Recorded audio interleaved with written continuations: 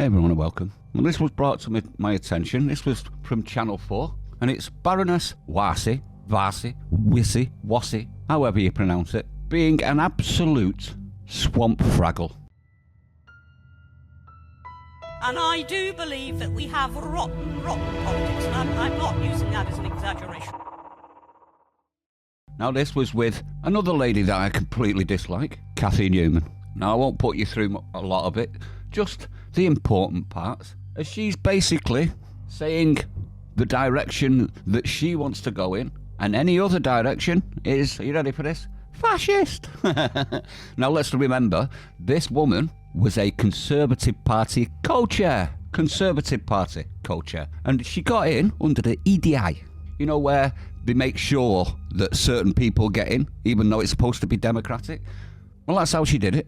And then immediately criticised and worked from within against the party she joined. Makes you wonder, why would you join a party that you don't agree with to then try and change the party that you don't agree with? Seems very strange, doesn't it? She's now a gobshite for Labour in the House of Lords. So she's been gifted, even though she's a midwit, a role to continue to whinge and bleat and moan for the rest of her life.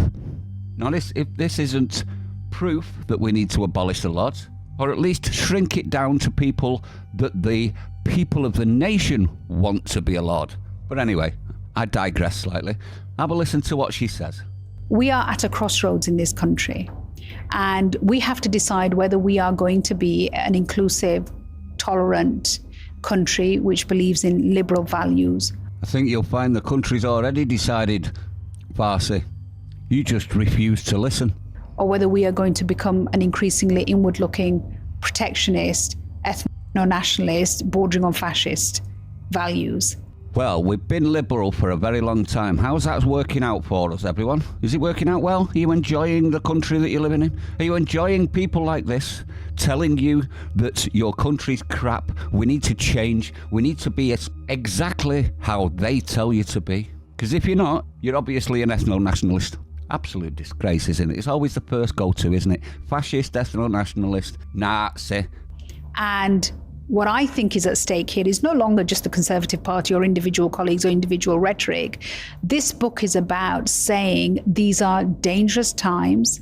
We are living in an unstable world. All facilitated by people like you and your ilk. All of it was facilitated by them. We were never asked, and we never gave our permission, but they're doing it anyway. And according to this woman, you'd best start liking it.